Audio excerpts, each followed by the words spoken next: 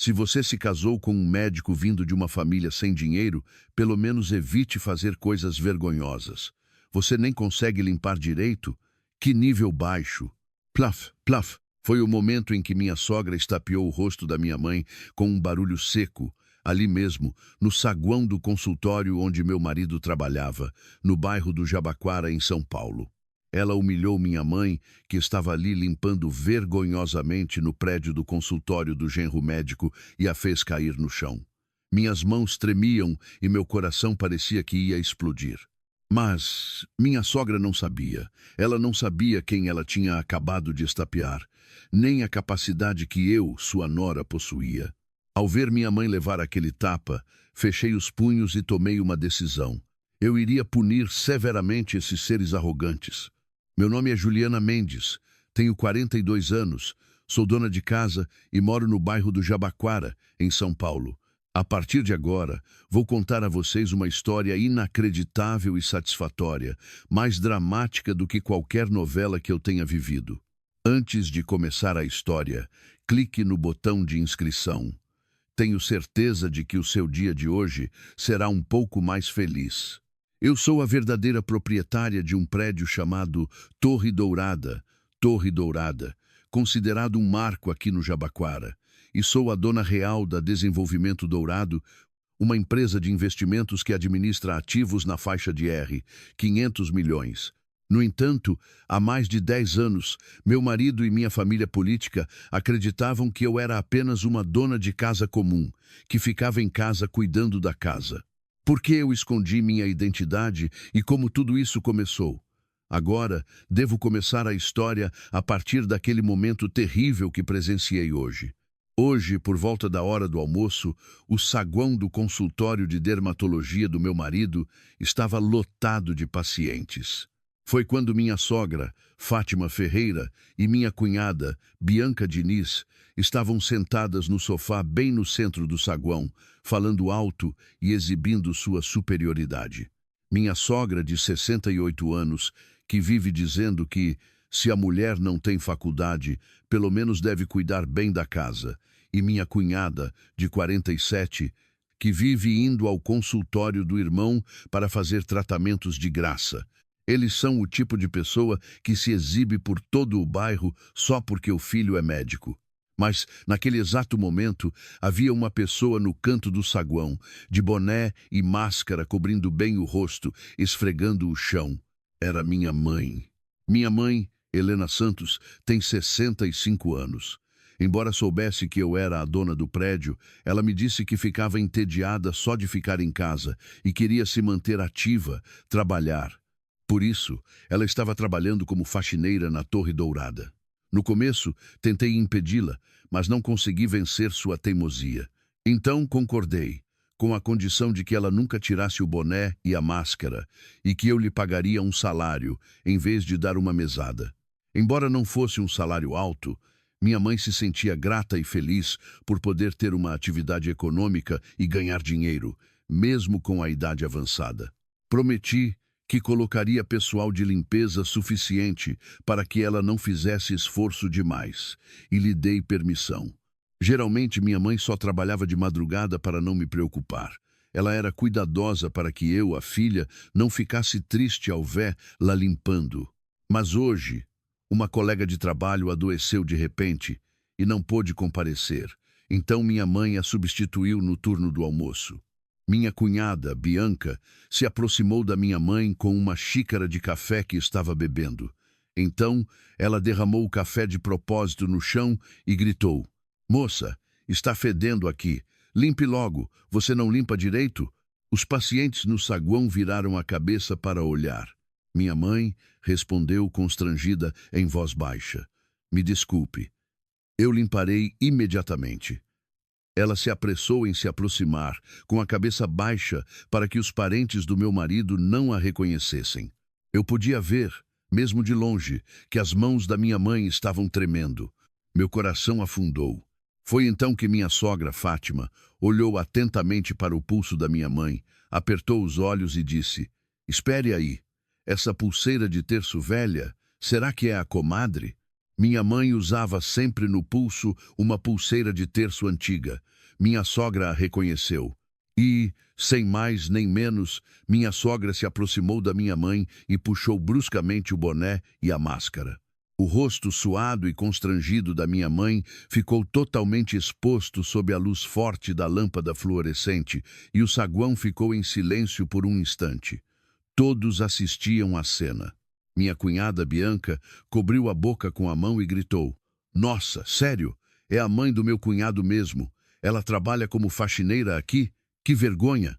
Minha mãe, cuja identidade havia sido revelada, corou: "Ah, eu estava entediada em casa, então, para fazer um exercício." Ela tentou se afastar, mas as mãos dela tremiam de humilhação. Eu podia ver o corpo dela se encolhendo. Minha sogra, Fátima, interrompeu a fala da minha mãe em voz alta: "Comadre, mesmo que o dinheiro esteja apertado, fazer faxina no prédio do consultório do seu genro médico, você está determinada a envergonhar meu filho? Se você se casou com um médico vindo de uma família sem dinheiro, pelo menos evite fazer coisas vergonhosas. Você nem consegue limpar direito? Que nível baixo!" Os pacientes começaram a cochichar. Minha mãe cambaleou: "Comadre, a senhora está sendo muito dura. Minha mãe se defendeu pela primeira vez." Sua voz tremia. Mas minha sogra respondeu com uma voz ainda mais alta: "Dura? Você ouve coisas duras porque faz coisas de nível baixo." Em seguida, ela chutou o esfregão que minha mãe segurava. O esfregão caiu e a água escorreu pelo chão. Minha mãe cambaleou e recuou. Minha sogra deu um passo à frente e, de forma ultrajante, estapeou o rosto da minha mãe com um barulho seco. Plaf! O som ecoou por todo o saguão. O tempo parou. A cabeça da minha mãe virou para o lado. Os pacientes assistiam em silêncio e as enfermeiras estavam paralisadas atrás do balcão. Naquele exato momento, eu tinha acabado de descer do elevador e entrava na entrada do saguão e testemunhei a cena com meus próprios olhos. Vi o rosto da minha mãe virado, com os olhos cheios de lágrimas, suas mãos tremendo. Vi tudo claramente. Algo se rompeu na minha cabeça. Foi como o som de um vaso sanguíneo estourando. O fio da minha razão foi completamente cortado. Antes de falar sobre aquele momento, preciso contar a vocês a história de por que fiquei tão furiosa e como tudo isso aconteceu. Vamos voltar no tempo.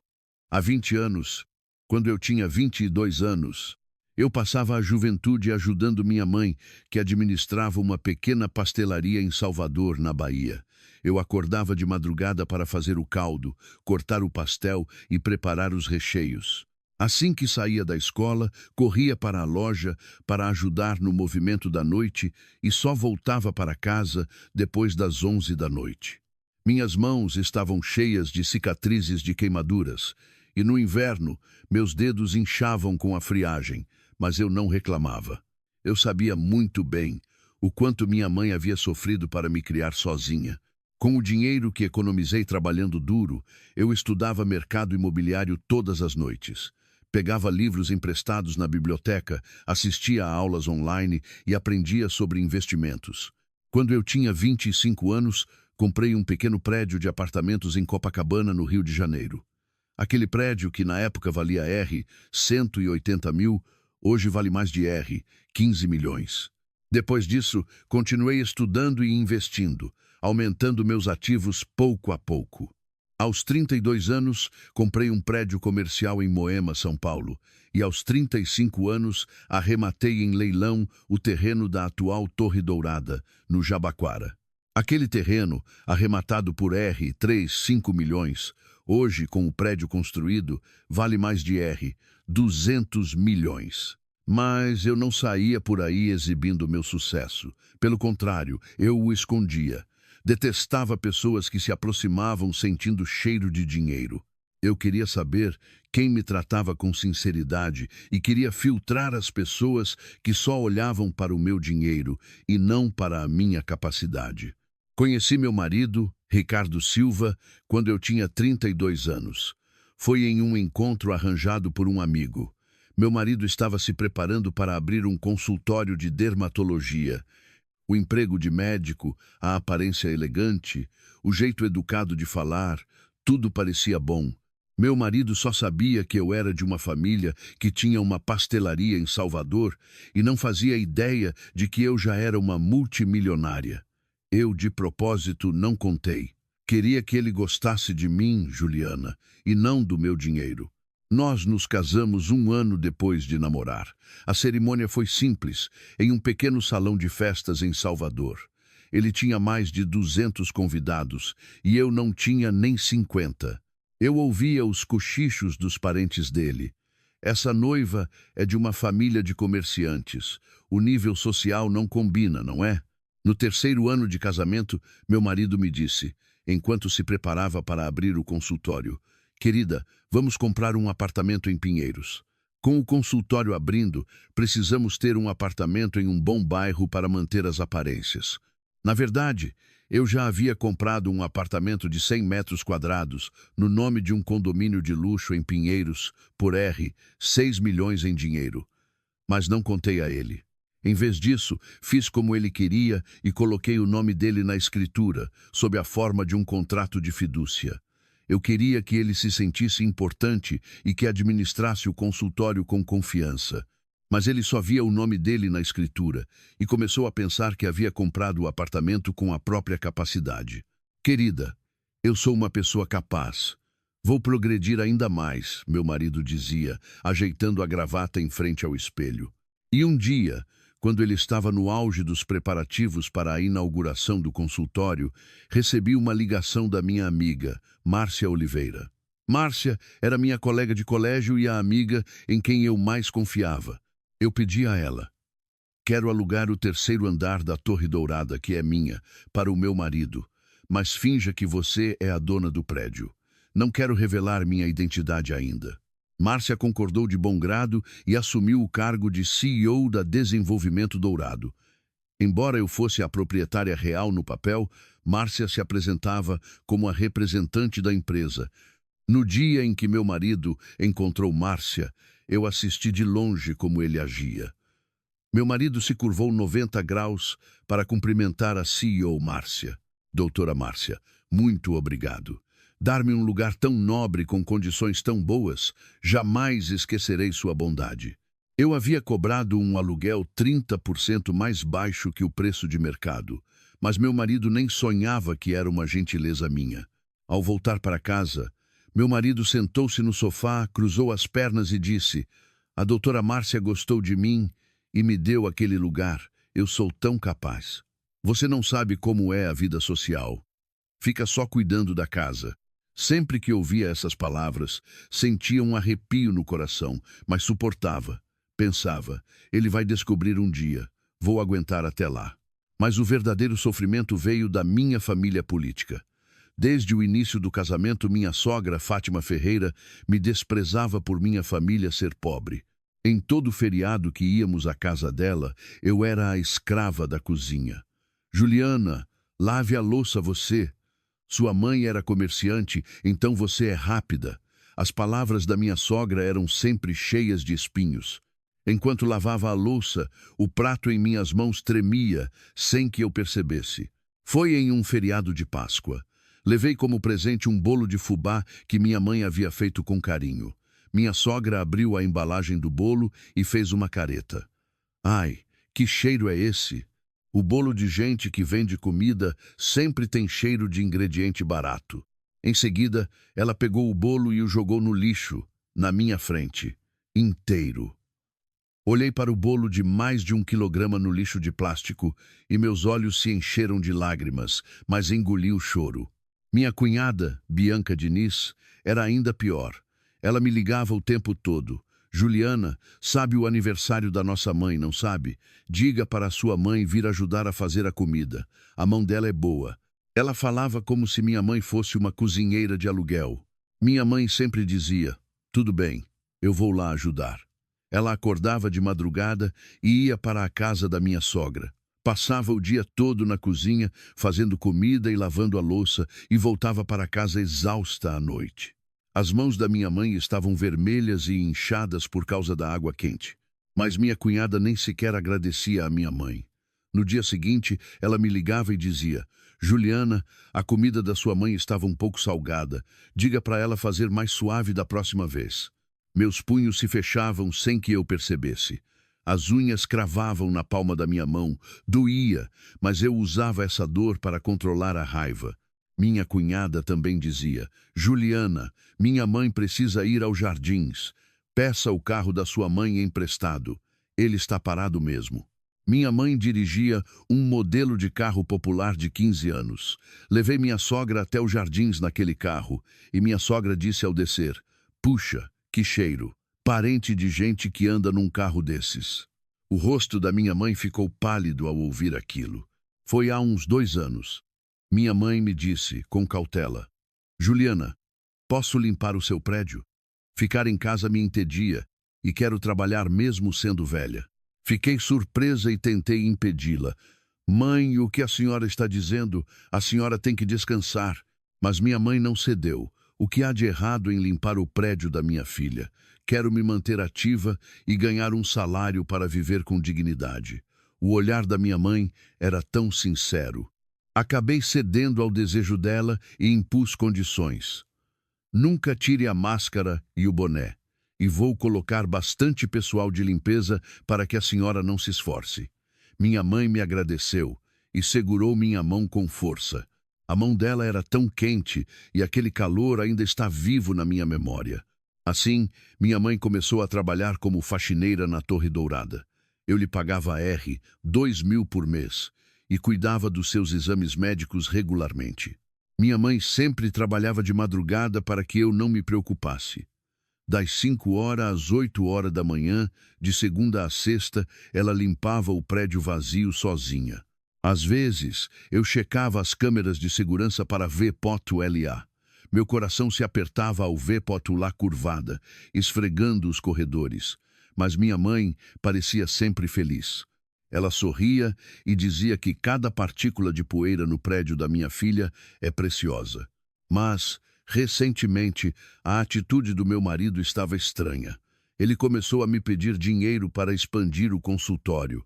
Querida, preciso de uns R$ 1 milhão para expandir o consultório. Você pode me ajudar?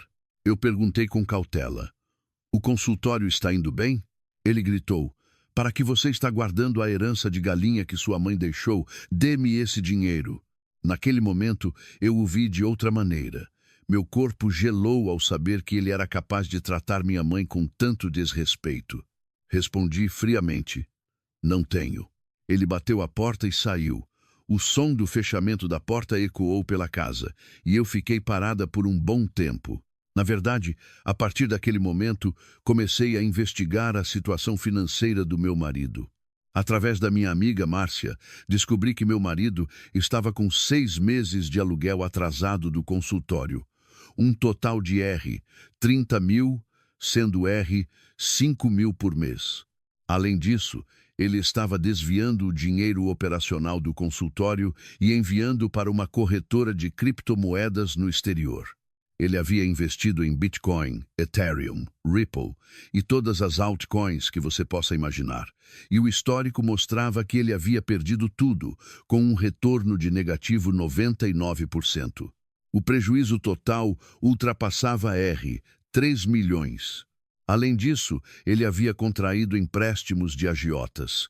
Ele pegou R$ 500.000 com juros anuais de 30% e também perdeu tudo em criptomoedas. Recebia ligações de cobrança todos os dias e vivia fugindo deles. Minha sogra, Fátima, também não ficava atrás. Ela usava o cartão corporativo do consultório do filho como se fosse sua carteira, comprando artigos de luxo nos jardins. Ao checar os extratos, o total ultrapassava R$ 50.000. Ela estava desviando o dinheiro do consultório para comprar luxo pessoal. Isso era desvio de fundos. Apesar de tudo isso, meu marido e minha família política ainda viviam na ilusão de que somos da alta sociedade, temos conexões com a doutora Márcia da Torre Dourada. Vocês são plebeus. Eles desprezavam minha mãe, me ignoravam e viviam se achando superiores. E hoje, toda essa arrogância atingiu o auge. Naquele dia, 30 minutos antes do incidente, eu estava sentada no meu escritório executivo no andar mais alto da Torre Dourada, um escritório com vista para o Jabaquara e a Marginal Pinheiros. Em minha mesa havia uma pilha de documentos relacionados ao consultório do meu marido. Histórico de aluguel atrasado, extrato de uso do cartão corporativo, registro de remessas internacionais, cópia dos contratos de empréstimo de agiotas. A cada folha que eu lia, suspirava. Minha amiga, Márcia, estava sentada no sofá à minha frente.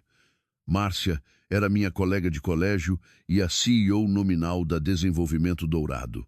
Na verdade, eu possuía 100% das ações e Márcia me ajudava no papel de CEO a meu pedido. Márcia suspirou e pousou a xícara de café. Juliana, seu marido é um caso perdido. Atrasar o aluguel por 6 meses é o básico e ele me ligou pedindo para eu chamá-lo de irmão do CEO, Márcia. Tive que me segurar para não dizer que a verdadeira dona é você. A voz de Márcia estava carregada de irritação. Eu folheei os documentos na mesa e sorri ironicamente. Ele se curva para o CEO Márcia, mas em casa me trata como empregada. Que bom. Minha voz estava fria. Márcia virou a tela do notebook para mim. Olhe só, é o histórico de remessas internacionais dele para a corretora de criptomoedas. Ele investiu 3 milhões em moedas que ninguém nunca ouviu falar.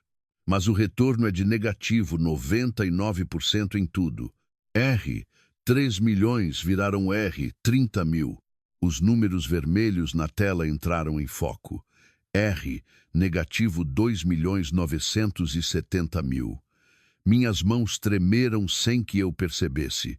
Não sei se era raiva ou desânimo. Márcia me mostrou outro documento. E este é o histórico de compras de luxo que sua sogra fez com o cartão corporativo. 15 mil em sapatos Louis Vuitton no shopping JK e outras coisas. Passa de 50 mil. Ela comprou artigos pessoais com o cartão corporativo do consultório. Isso é claramente desvio de fundos. Eu balancei a cabeça. Sim, eu sei. Sei de tudo. É hora de resolver isso. Márcia perguntou com cautela. Você vai fazer mesmo? Ele é seu marido. Olhei pela janela e respondi. Marido? Uma pessoa que só quer meu dinheiro, despreza minha mãe e me trata como incapaz. Isso é marido? Vou acabar com isso. Minha voz não tinha mais hesitação. Abri a gaveta da mesa e peguei o contrato de locação. O contrato que meu marido assinou quando abriu o consultório há 3 anos. Na primeira página estava escrito locador. CEO Márcia Oliveira da Desenvolvimento Dourado, mas na cláusula especial estava escrito: este contrato é assinado por Márcia, agindo sob procuração da representante Juliana Mendes. Meu marido assinou sem sequer ler essa frase. O erro clássico de quem não lê o contrato. Eu apontei para a cláusula 12. O contrato será rescindido imediatamente em caso de tumulto ou ato criminoso no prédio. Meu marido também não deve ter lido essa cláusula. Mas agora, essa cláusula iria apertar o pescoço dele. 6 meses de aluguel atrasado, desvio de fundos operacionais, uso indevido do cartão corporativo. Isso é suficiente. Márcia me entregou outro documento. E este é o histórico de tratamentos gratuitos que sua cunhada Bianca fez nos últimos 3 anos no consultório. Eu balancei a cabeça e carimbei o documento com tinta vermelha. Notificação de cobrança de dívida, 50 mil. Se não pagar até amanhã, será processada. Minha mão estava firme ao carimbar. Márcia disse, Juliana, foi difícil ser seu escudo todos esses anos. Eu ria por dentro toda vez que seu marido se curvava para mim. Olhei para minha amiga e disse, Márcia, obrigada. Você se esforçou muito. Agora, vamos tirar a máscara e mostrar a eles quem manda. O contrato está rescindido hoje. Márcia sorriu amargamente. Finalmente a verdadeira CEO aparece. Eu carimbei também a notificação de rescisão imediata do contrato de locação e também a notificação de rescisão da fidúcia do apartamento de Pinheiros. O apartamento estava em nome dele, mas foi comprado com meu dinheiro. O contrato de fidúcia estipulava que Juliana Mendes era a proprietária real e que o contrato poderia ser rescindido a qualquer momento.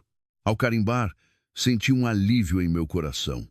Eu pensava, tudo o que suportei por 10 anos agora vai acabar. Márcia organizou os documentos e perguntou: "Você vai entregar tudo isso diretamente a ele?" Eu balancei a cabeça. Sim, eu mesma vou entregar. Quero mostrar a ele claramente o quão patético ele é. Foi então que o monitor da câmera de segurança na parede do escritório executivo apitou. Era um sinal de que havia movimento no saguão do terceiro andar. Virei a cabeça para o monitor. A tela mostrava o saguão do consultório de dermatologia no terceiro andar. Pacientes esperavam e as enfermeiras se moviam apressadamente.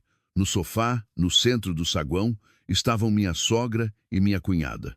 Eu as vi falando alto e se exibindo. Franzi a testa. Por que essas pessoas vinham causar problemas no consultório o tempo todo? Nesse momento, vi uma faxineira de boné e máscara no canto da tela. Meu coração deu um salto. Era minha mãe. Minha mãe geralmente só trabalhava de madrugada. Por que ela estava lá na hora do almoço? Tive um mau pressentimento. Vi minha cunhada Bianca caminhando em direção à minha mãe com uma xícara de café. Em seguida, ela derramou o café de propósito no chão. Minha mão apertou a borda da mesa. Minha mãe se aproximou apressadamente, constrangida, e começou a limpar o chão. Minha sogra olhou atentamente para o pulso da minha mãe e apertou os olhos, reconhecendo algo. A pulseira de terço. Meu coração começou a palpitar. Não. Por favor, não a reconheça. Mas minha sogra se aproximou da minha mãe e puxou o boné e a máscara. O rosto da minha mãe ficou totalmente exposto sob a luz forte da lâmpada fluorescente. Prendi a respiração. Vi minha cunhada cobrindo a boca com a mão e gritando alguma coisa. O áudio estava desligado, mas eu podia ler seus lábios. A mãe do meu cunhado. Que vergonha! Meu sangue ferveu. Vi minha sogra dizendo algo em voz alta. Vi minha mãe se encolhendo. O esfregão que minha mãe segurava caiu. Parecia que minha sogra havia chutado. Levantei-me de um salto. Márcia perguntou, surpresa: "Juliana, o que houve?" Apontei para a tela e disse: "Aquela é minha mãe. Minha sogra está." Minha voz tremeu. Na tela, minha sogra estapeou o rosto da minha mãe. Plaf! Não ouvi o som, mas a cena entrou claramente nos meus olhos. A cabeça da minha mãe virou para o lado. O rosto dela ficou vermelho e inchado num instante. Algo se rompeu na minha cabeça. O som do rompimento total do fio da razão. Peguei os documentos na mesa e disse a Márcia: "Márcia, você desce em 5 minutos para me ajudar. Eu mesma vou acabar com eles." Minha voz estava fria como gelo. Márcia perguntou chocada: "Juliana, se acalme. O que está acontecendo?" Abri a porta do escritório executivo e respondi: "Me acalmar? Não aguento mais." Ela estapeou o rosto da minha mãe. "Vou acabar com esses humanos hoje." Saí para o corredor com uma determinação sombria. Meu dedo tremia ao apertar o botão do elevador. Era de raiva. O elevador chegou e eu entrei, apertando o botão do terceiro andar. A porta se fechou e meu reflexo apareceu no espelho. Meu olhar estava diferente do habitual. Frio, severo, como o de uma deusa da vingança. Enquanto o elevador descia, respirei fundo. "Se acalme, Juliana. Seja calma." Mas meu coração batia forte. O elevador parou. E a luz do botão do terceiro andar se acendeu. A porta começou a abrir. Eu estava segurando os documentos com as 2 mãos. A porta se abriu completamente, e o saguão do terceiro andar surgiu diante dos meus olhos. E, naquele momento, eu vi claramente minha sogra estapeando minha mãe, a cabeça dela virada, as lágrimas nos olhos, as mãos tremendo, tudo. Saí correndo do elevador e gritei: "Mãe!" Minha voz ecoou por todo o saguão. Todos olharam para mim. Minha sogra, minha cunhada, meu marido, os pacientes, as enfermeiras. Todos me olhavam. Mas eu só via uma pessoa, minha mãe, tremendo com o rosto estapeado. E, naquele momento, decidi, não iria mais me conter. Eu revelaria minha verdadeira identidade e puniria severamente esses seres arrogantes. Corri pelo saguão, abrindo caminho entre as pessoas, e fui até minha sogra. Ela ainda estava olhando para minha mãe, dizendo alguma coisa. Agarrei o braço da minha sogra. Coloquei força nas mãos e a puxei bruscamente, empurrando-a. Minha sogra cambaleou para trás. O saguão ficou em silêncio por um instante. Todos assistiam em silêncio à cena. Minha sogra caiu no chão e de repente começou a chorar em voz alta. Ai, meu Deus! A nora bateu na sogra. Por que me arranjaram uma nora dessas? Ela começou a fingir que estava chorando, batendo nas mãos no peito. Os pacientes começaram a cochichar. Essa nora empurrou a sogra. As noras de hoje em dia, que tipo de mãe ela é? Os sons chegavam aos meus ouvidos, mas eu não liguei. A única coisa importante para mim agora era proteger minha mãe. Minha cunhada, Bianca, correu em minha direção. Ei, Juliana, você enlouqueceu? Você empurrou nossa mãe. Minha cunhada esticou a mão para me agarrar o cabelo. Mas eu fui mais rápida do que ela. Desviei da mão da minha cunhada e a empurrei pelo ombro, jogando-a no sofá. Minha cunhada caiu no sofá com um estrondo. Os pacientes se levantaram assustados. As enfermeiras tentaram sair do balcão, mas meu olhar as impediu de se mover. Nesse momento, a porta do consultório abriu-se com um estrondo e meu marido, Ricardo, saiu correndo, de jaleco branco, com o rosto vermelho. Juliana, você está louca? Se a sua mãe foi pega fazendo faxina de forma vergonhosa, você deveria pedir desculpas. Que bagunça é essa? Meu marido me repreendeu. Olhei para ele. Meu olhar era tão frio que ele parou de falar. Fui até minha mãe. Ela estava segurando o rosto. Vi a bochecha vermelha e inchada. A marca dos dedos da minha sogra estava claramente visível. Meu coração estava em pedaços. Minha mãe segurou minha mão e disse, Juliana, se acalme. Eu errei. A voz dela tremia. Havia lágrimas nos olhos dela. Essa frase cortou o último fio da minha razão. Que erro a mãe cometeu? Que erro! Caminhei lentamente em direção à minha sogra. Minha sogra, que estava fingindo chorar no chão, levantou a cabeça ao ouvir meus passos. Eu parei na frente dela e disse com uma voz fria, Sogra, eu avisei, não toque na minha mãe. Minha sogra apertou os olhos e zombou. Se eu tocar, o que você vai fazer? Vai pedir o divórcio? Não respondi. Em vez disso, levantei minha mão direita lentamente. Coloquei toda a força do meu corpo e estapeei o rosto da minha sogra com um golpe forte. Plaf! Plaf! O som ecoou por todo o saguão. A cabeça da minha sogra virou para o lado. A bochecha dela ficou vermelha e inchada num instante, e minha palma ardeu. Minha sogra caiu no chão, e o saguão ficou em silêncio. Ninguém ousou respirar. Olhei para minha sogra caída no chão e disse, quando a senhora bateu na minha mãe, foi uma lição. Quando eu bati na senhora, é falta de respeito? Eu apenas devolvi na mesma moeda. Minha voz era fria e calma. Meu marido Ricardo correu em minha direção. Você. Ele não conseguia completar a frase e tentou segurar meu braço. Mas eu o afastei e chutei a canela dele. Meu marido gritou e caiu de joelhos. Olhei para meu marido de joelhos e gritei, e saiam imediatamente do meu prédio, seus parasitas. Minha voz ecoou por todo o saguão. Os pacientes começaram a murmurar. O prédio dela? O que é isso? Ela é a dona do prédio? Foi então que ouvi passos atrás de mim. Eram os passos de várias pessoas. Virei-me. O gerente da Torre Dourada e 4 seguranças robustos entraram no saguão. O gerente se curvou 90 graus para mim. A senhora me chamou, presidente. Os seguranças também fizeram uma reverência em uníssono. Presidente. Naquele momento, todos os olhares no saguão se concentraram em mim. O rosto do meu marido ficou pálido. Minha sogra me olhava de boca aberta. Minha cunhada estava paralisada no sofá, sem conseguir se levantar. Olhei para o gerente e disse, O inquilino do terceiro andar está com 6 meses de aluguel atrasado e cometeu um ato de violência no prédio.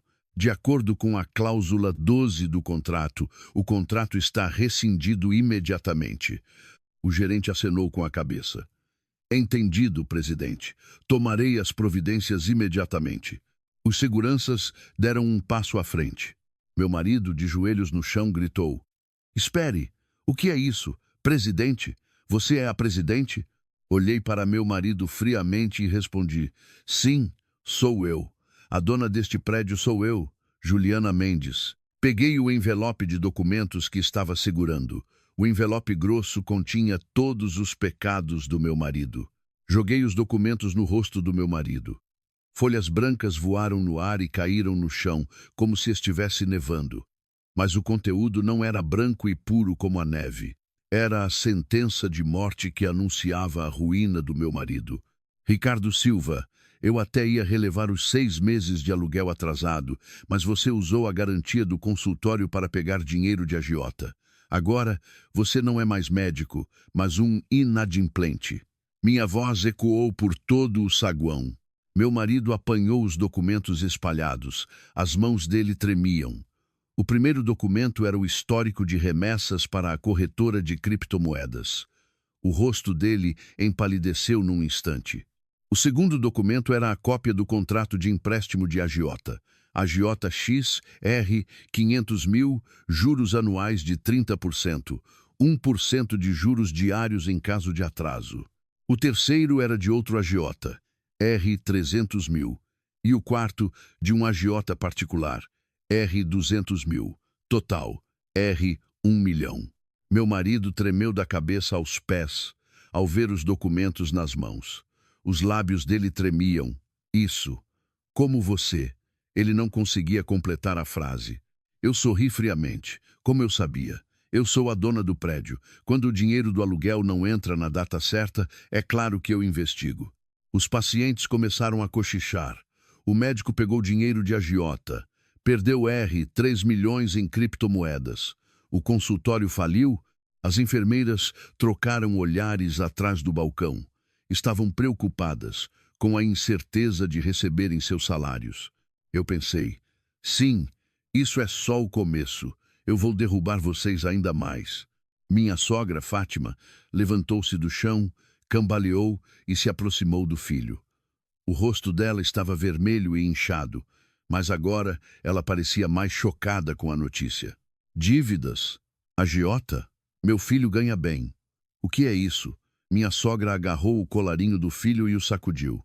Ricardo, que diabos você fez? Perdeu 3 milhões? Pegou 1 milhão de agiota? Meu marido estava de cabeça baixa, não conseguia dar uma desculpa. Minha sogra estapeou o rosto do filho. Plaf! Seu filho inútil! A voz da minha sogra ecoou no saguão. Peguei outro documento e o joguei na minha sogra. Sogra, seu filho roubou o aluguel do consultório e jogou para comprar suas bolsas de luxo.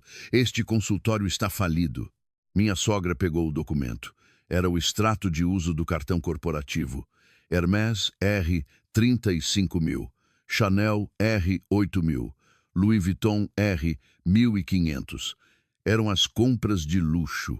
E embaixo estava escrito em vermelho: uso indevido do cartão corporativo, sujeito a processo por desvio de fundos. O documento caiu das mãos da minha sogra. O rosto dela empalideceu. Virei-me para minha cunhada, Bianca. Ela ainda estava sentada no sofá. Parecia que não tinha coragem de se levantar. Caminhei até ela e estendi um documento. Bianca, aqui está a cobrança de 50 mil por tratamentos gratuitos que você fez nos últimos 3 anos. Se não pagar até amanhã, será processada por fraude. Minha cunhada pegou o documento e suas mãos tremeram ao ler o conteúdo. 10 sessões de lifting, 15 mil. 50 sessões de botox, 20 mil. 30 sessões de preenchimento, 15 mil. Total, 50 mil. O rosto da minha cunhada empalideceu. Mas somos família, que coisa mesquinha cobrar dinheiro, ela disse com a voz trêmula. Eu sorri friamente. Família? Você disse que minha mãe fedia e a tratou como faxineira. Reclamar de família é nojento. Entre estranhos, a conta deve ser clara. Minha voz estava cheia de escárnio. Minha cunhada se calou. Parecia que não tinha como refutar. Eu continuei. Bianca, você veio ao consultório 1 ou 2 vezes por semana, durante 3 anos, para fazer tratamentos de graça. No começo, pensei que fosse aceitável, por sermos família. Mas, como você tratou minha mãe? Derramou café de propósito, disse que fedia e a tratou como faxineira. É assim que se trata a família? Os pacientes no saguão olharam para minha cunhada. Eram olhares de reprovação. Essa pessoa fez tratamento de graça? Que desavergonhada. Igual a sogra.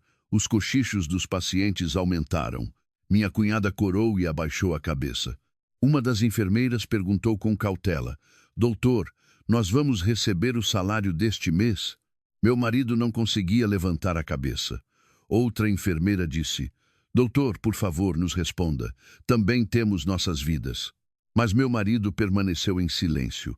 O rosto das enfermeiras se fechava.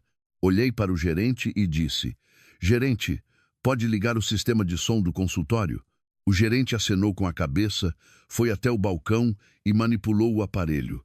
Com vezes, bip, o som ligou.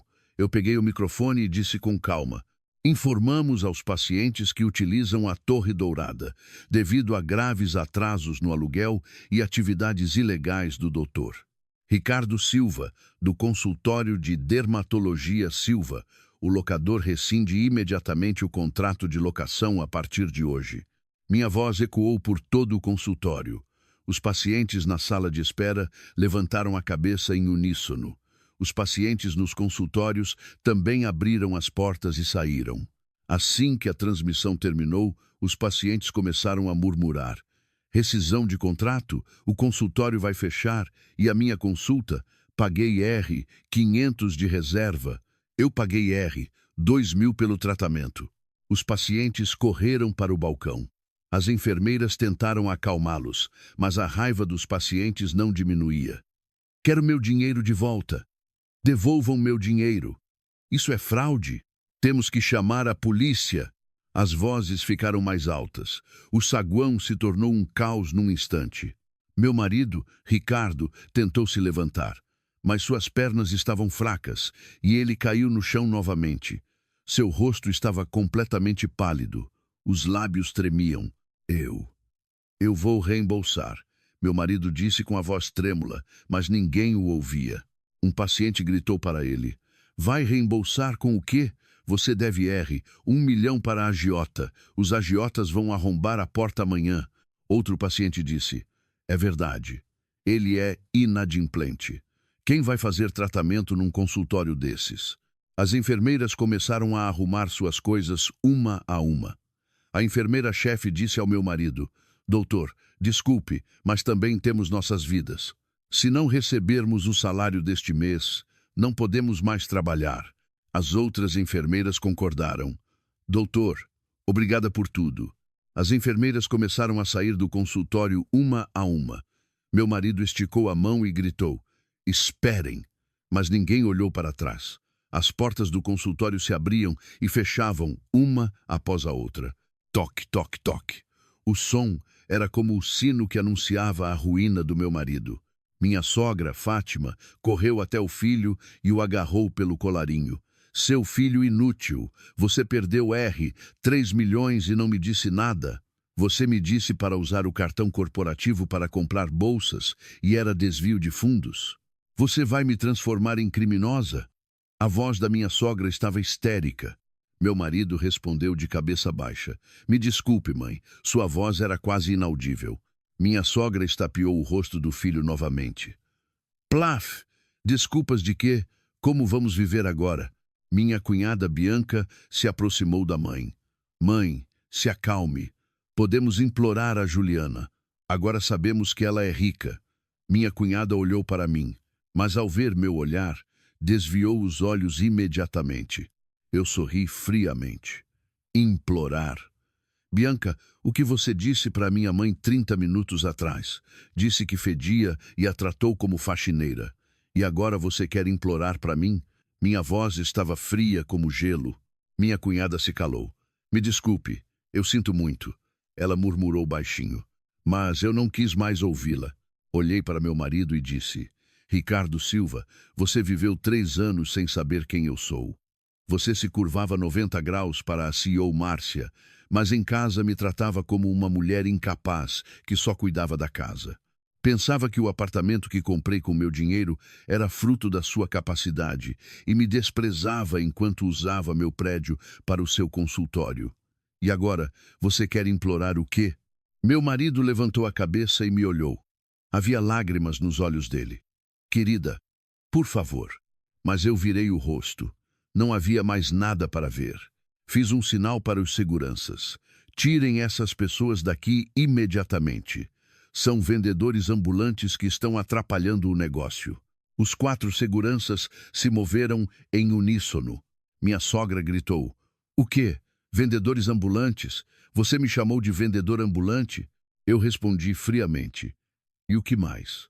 Pessoas que gritam no saguão, batem em funcionários e atrapalham o negócio sem a permissão da dona deste prédio. É claro que devem ser removidas. Os seguranças seguraram os braços da minha sogra. Ela se debateu, mas não conseguiu resistir aos robustos seguranças. Minha cunhada e meu marido também foram agarrados pelos seguranças. Não, eu não vou, minha sogra gritou. Mas os seguranças os arrastaram em silêncio para fora do saguão. Cruzei os braços e assisti à cena. A arrogância do médico se tornou a miséria de um devedor, e a sogra e a cunhada que se achavam superiores foram expulsas. Os pacientes que restaram no saguão assistiram em silêncio. Alguém murmurou baixinho: karma. Eu balancei a cabeça ao ouvir a palavra. Sim, é karma. Colhemos o que plantamos. Os seguranças tiraram minha família política e o saguão ficou um pouco mais silencioso. Os pacientes também começaram a sair um a um. Ninguém faria tratamento em um consultório desses. Fui até minha mãe e a ajudei a se levantar. Mãe, a senhora está bem? Minha mãe segurou minha mão com força e acenou com a cabeça. Estou bem, Juliana. Estou bem porque tenho você. A voz dela tremia, mas o olhar estava firme. Eu assentei no sofá no canto do saguão. Foi então que meu marido, Ricardo, que havia sido arrastado para fora do saguão, voltou correndo. Ele deve ter se soltado dos seguranças. Seu rosto estava vermelho e ele ofegava. Ei, Juliana, por mais que você seja a dona do prédio, há limites. Você sabe quem eu sou? Eu sou amigo da CEO Márcia, a dona deste prédio. Você vai se arrepender. Meu marido me apontou o dedo e gritou. Eu sorri ao vê-lo. Parecia que ele ainda não havia recuperado a sanidade. Achei-o patético. Peguei meu celular lentamente e ele observou o que eu estava fazendo.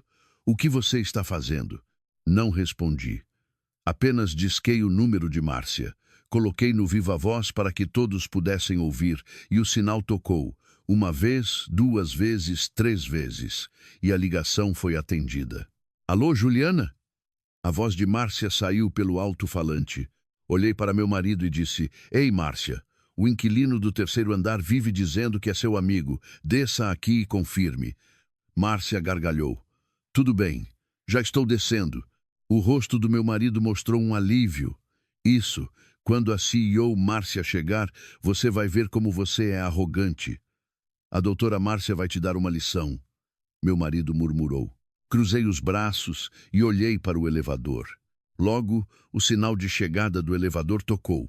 A porta começou a abrir e o olhar do meu marido se dirigiu para lá. Márcia Oliveira saiu, vestida com um terno preto elegante, segurando uma pasta de documentos, com a aparência de sempre. Assim que meu marido viu Márcia, correu em direção a ela. Doutora Márcia, minha esposa deve ter enlouquecido. Por favor, me ajude. Meu marido se curvou para Márcia, implorando. Eu e a senhora mantivemos uma boa relação por 3 anos, não é? Por favor, ajude-me desta vez. A voz dele estava suplicante. Mas Márcia nem olhou para ele. Passou por ele e caminhou em minha direção, e parou na minha frente. Márcia se curvou 90 graus. Presidente, preparei as ações de despejo e remoção forçada, conforme sua ordem. A voz de Márcia ecoou por todo o saguão. Naquele momento, o tempo parou. Todas as pessoas restantes no saguão prenderam a respiração e assistiram à cena. O rosto do meu marido ficou cada vez mais pálido. Ele estava paralisado de boca aberta. Minha sogra e minha cunhada assistiam à cena da entrada do saguão. Minha sogra murmurou baixinho: "Presidente, a doutora Márcia está cumprimentando quem?" A voz dela tremia. Meu marido olhou para Márcia e para mim alternadamente. Isso. O quê? Ele não conseguia completar a frase. Eu sorri friamente e disse: "Você ainda não entendeu? A CEO, Márcia, é minha colega de colégio e minha procuradora. A proprietária de 100% das ações desta Torre Dourada sou eu, Juliana Mendes." Eu enfatizei cada palavra. As pernas do meu marido começaram a tremer. Então, a pessoa que eu cumprimentava por 3 anos era... Meu marido gaguejou. Eu balancei a cabeça. Sim, era minha amiga. A pessoa que você se curvava 90 graus era minha procuradora, e você tratava a verdadeira dona, a sua esposa, como empregada em casa. Engraçado, não é? Meu marido desabou no chão. Parecia que a força em suas pernas havia se esgotado. Ele finalmente percebeu o quão tolo ele havia sido por 3 anos. Ele se curvava para a amiga da esposa e ignorava a própria esposa, a verdadeira dona do prédio, o apartamento de Pinheiros. "Também foi com o seu dinheiro?" Meu marido murmurou. Eu respondi friamente: "Claro, como um médico recém-formado poderia comprar um apartamento de 6 milhões. Eu comprei, coloquei no seu nome para te dar moral." Márcia abriu sua pasta de documentos e tirou um maço de papéis. "Presidente, esta é a notificação de rescisão da fidúcia e esta é a notificação de rescisão do contrato de locação." Márcia me entregou os documentos. Eu os peguei e os joguei na frente do meu marido. Os documentos se espalharam no chão na frente dele. "Eu te dei um desconto de 30% no aluguel, mas o que você fez? Atrasou o aluguel por 6 meses, desviou o dinheiro do consultório para jogar em criptomoedas e pegou dinheiro de agiota." Minha voz ficou cada vez mais fria. Meu marido pegou os documentos e começou a ler. Suas mãos tremiam violentamente. O primeiro documento era a notificação de rescisão da fidúcia do apartamento de Pinheiros. Proprietária real, Juliana Mendes. Detentor do título, Ricardo Silva. O imóvel deve ser entregue no prazo de 7 dias a partir da data de envio desta notificação. O rosto do meu marido ficou ainda mais pálido. O segundo documento era a notificação de rescisão do contrato de locação, atraso de 6 meses no aluguel, ocorrência de ato de violência no prédio. O contrato está rescindido imediatamente, de acordo com a cláusula 12. Os lábios do meu marido tremeram. "Não, você não pode me expulsar assim, unilateralmente. Eu conheço a lei do inquilinato." Meu marido gritou. Eu sorri com escárnio e lhe entreguei o contrato. "Leia a cláusula 12 do contrato que você assinou sem verificar. O contrato será rescindido imediatamente em caso de tumulto ou ato criminoso no prédio. Você cometeu desvio de fundos e agressão, então legalmente você está fora." Eu apontei para a cláusula. Meu marido viu o contrato e se calou. Estava claramente escrito lá, ao lado do carimbo que ele havia colocado 3 anos antes. "E eu tenho provas de que você atrasou o aluguel por 6 meses, e o registro de remessas para o exterior do dinheiro operacional do consultório e os empréstimos dos agiotas. O tribunal dará a ordem de despejo imediatamente." Eu expliquei ponto por ponto. Meu marido abaixou a cabeça. Parecia que ele não tinha mais argumentos para refutar. Minha sogra se aproximou. "Nora, mesmo assim, tirar a casa dele é demais, não é? Onde meu filho vai morar?" Minha sogra gritou. Eu olhei diretamente para ela e disse: "Sogra, aquela casa foi comprada com meu dinheiro.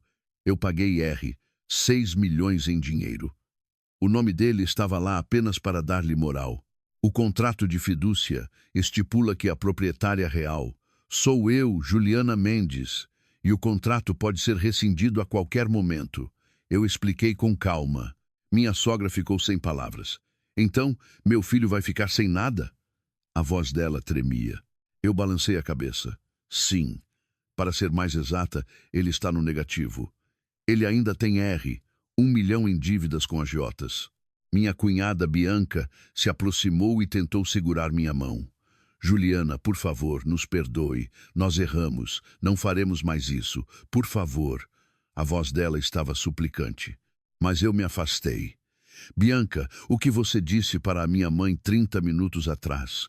Disse que fedia e a tratou como faxineira. E agora você quer perdão? Eu disse friamente. Minha cunhada abaixou a cabeça. Me desculpe, eu sinto muito. Ela murmurou. Mas eu não quis mais ouvi-la. Olhei para o gerente e disse, gerente, o consultório de dermatologia Silva no 3º andar recebeu a ordem de despejo a partir deste momento.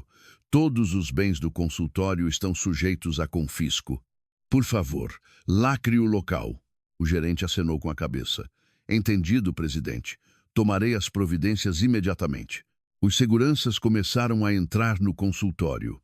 As etiquetas de confisco foram colocadas nos consultórios, salas de espera, salas de atendimento. Meu marido olhava para a cena, paralisado. O consultório que ele havia montado com tanto esforço por 3 anos estava sendo destruído num instante. E o apartamento de Pinheiros, desocupe-o em 7 dias. Foi comprado com meu dinheiro. Então, se você levar sequer uma colher, eu o denunciarei por roubo. Eu dei a última notificação ao meu marido. Meu marido levantou a cabeça e me olhou. Havia lágrimas nos olhos dele. Querida, vivemos juntos por 10 anos. Você precisa fazer isso? A voz dele tremia. Eu respondi friamente. 10 anos. Como você me chamou durante esses 10 anos? Mulher incapaz. Mulher que só cuidava da casa. Pessoa que não conhecia a vida social. Você está pedindo perdão a uma pessoa dessas? Virei-me e disse a Márcia. Márcia, obrigada. Acabou. Márcia me deu um leve tapinha no ombro. Juliana, você fez bem. Viva sua vida agora. A voz de Márcia era calorosa. Eu balancei a cabeça. E voltei para minha mãe e segurei sua mão. Mãe, vamos. Este lugar está sujo. Minha mãe segurou minha mão com força e se levantou. Saímos do saguão. A voz do meu marido veio de trás. Juliana, Juliana, mas eu não olhei para trás. O choro da minha sogra também era audível. Nora, por favor, e a súplica da minha cunhada. Juliana, mas eu continuei andando, com minha mãe e Márcia. Entramos no elevador. Pouco antes de a porta do elevador se fechar, olhei para o saguão pela última vez. Meu marido estava sentado no chão, minha sogra chorando, minha cunhada paralisada. As figuras deles entraram em meus olhos. E a porta se fechou completamente. O elevador começou a subir. Meu coração batia forte. Mas não era de raiva desta vez. Era de alívio, de satisfação por ter acabado finalmente. O elevador chegou ao 1º andar. A porta se abriu e caminhamos em direção à porta principal da Torre Dourada. No momento em que saímos, gotas de chuva caíram no meu rosto. Parecia que havia começado a chover em algum momento. O céu estava nublado e a chuva caía forte. O gerente abriu um guarda-chuva e o entregou a mim e a minha mãe. Presidente, vá com cuidado. Eu acenei com a cabeça e peguei o guarda-chuva. Saímos do prédio sob o guarda-chuva com minha mãe. A calçada molhada pela chuva estava escorregadia. A água da chuva escorria pela rua. O som da chuva caindo no guarda-chuva era alto. Toc, toc, toc. E na escada da entrada do prédio, 3 pessoas estavam sentadas na chuva. Minha sogra, meu marido, minha cunhada. Os seguranças devem tê-los arrastado para fora do prédio.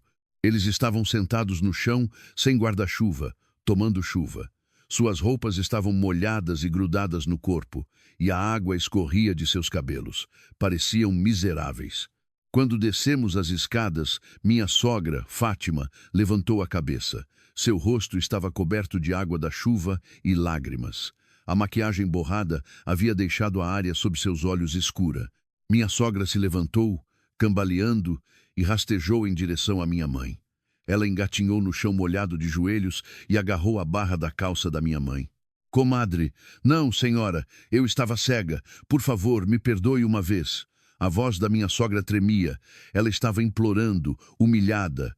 A mesma pessoa que havia estapeado o rosto da minha mãe 30 minutos atrás, agora estava ajoelhada na frente dela. Minha mãe não estava mais na postura encolhida de antes. Ela estava ereta, com dignidade. Suas costas estavam retas e seu olhar estava firme.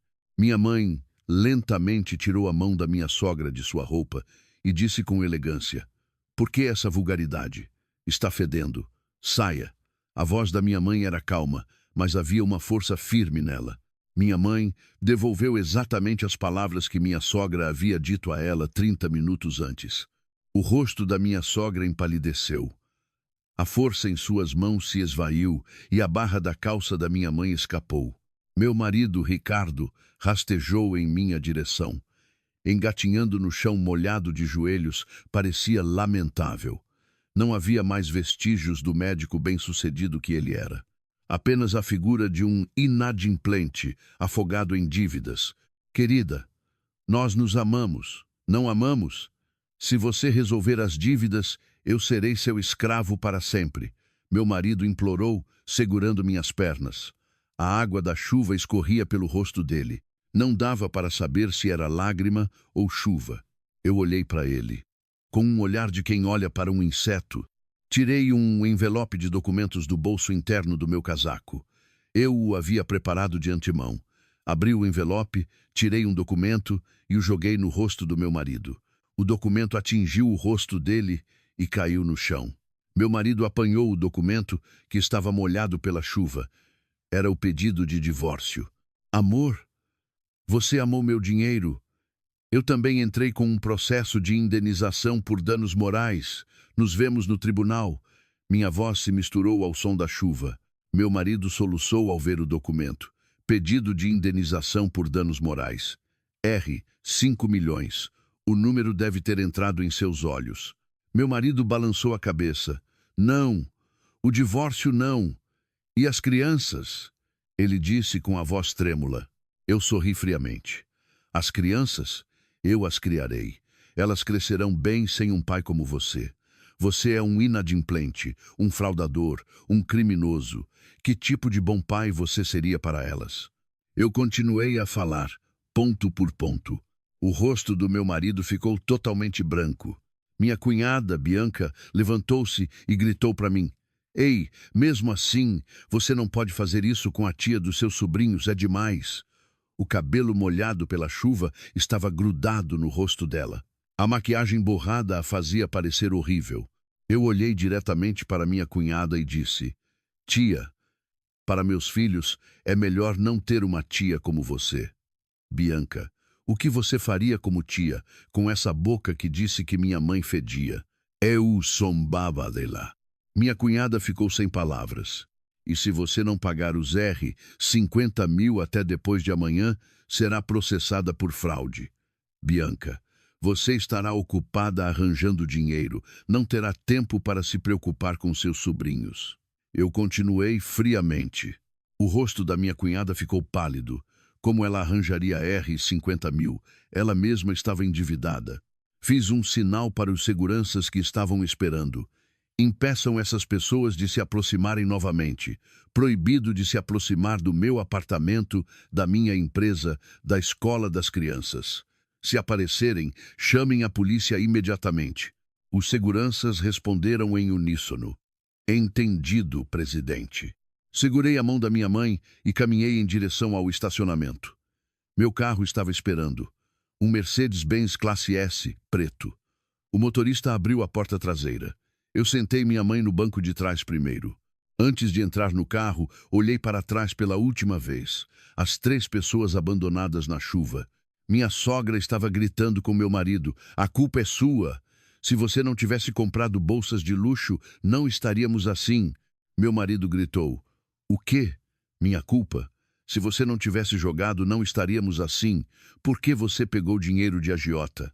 Minha sogra gritou, e minha cunhada se meteu no meio dos dois. Mãe, Ricardo, parem! Não é hora de brigar. Mas ninguém ouvia minha cunhada. Os três começaram a brigar, se empurrando, agarrando o colarinho um do outro e gritando.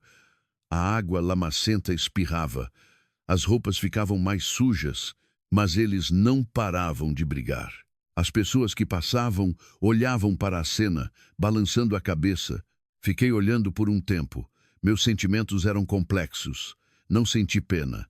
Pelo contrário, pensei que era o resultado natural. O karma. Colhemos o que plantamos.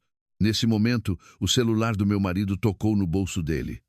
O toque era alto e claro, audível mesmo no meio da chuva. Meu marido tirou o celular apressadamente. Ele viu a tela e seu rosto empalideceu. O chamador era o agiota X. Meu marido atendeu a ligação com as mãos trêmulas. O viva-voz estava ligado e a voz da outra pessoa era alta. Senhor Ricardo Silva, o pagamento dos juros de R, 3.000 era para hoje, mas não entrou. Se não entrar até amanhã, será cobrada a multa por atraso de R, 500 por dia. É com você. A voz era fria e ameaçadora. Outro agiota ligou. Senhor Ricardo Silva, o consultório fechou. Como você vai pagar? Vamos procurar você no consultório amanhã. Prepare-se. A voz estava misturada com palavrões e saiu pelo alto-falante. Meu marido tentou desligar o telefone, mas outra ligação chegou.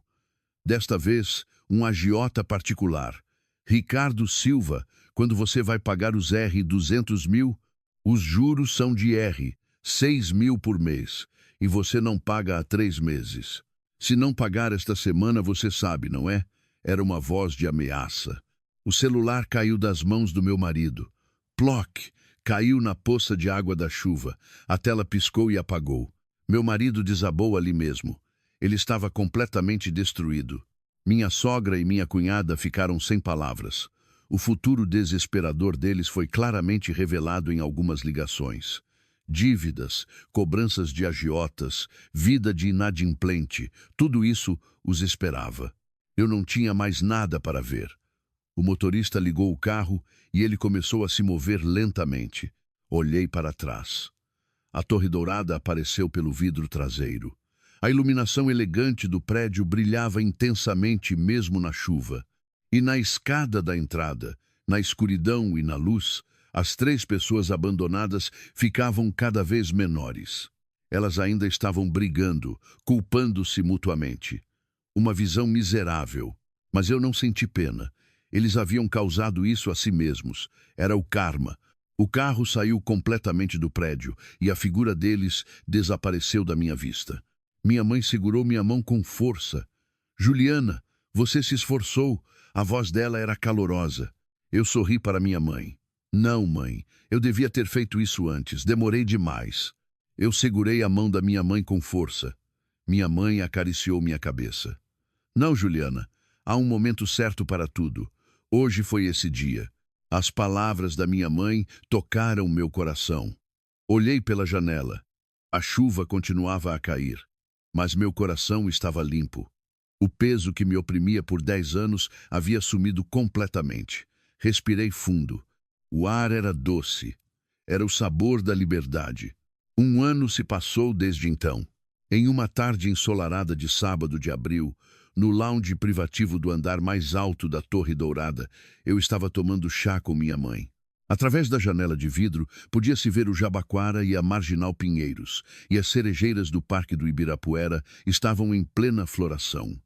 As ondas cor-de-rosa das flores balançavam ao vento. Era uma cena linda. Minha mãe tinha um compromisso de golfe com as amigas naquela tarde.